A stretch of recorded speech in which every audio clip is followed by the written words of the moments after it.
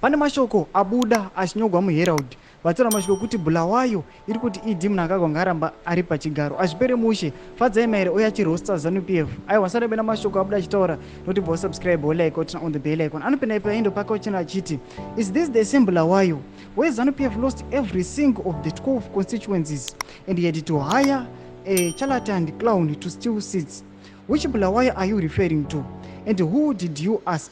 Why are you reporting this if he said he doesn't want to run? Yes, his mind changed, or you should support the violation of the constitution. Such vacant reporting shows beyond a doubt that there is no intellectual backroom left to stay this mouthpiece. It's a shame. We don't need new leaders. Arikuya chirabisha mashoko wachita aiwa amangamboti Bulawayo kuti idi mnangagwa ngaramba ari pachigaro.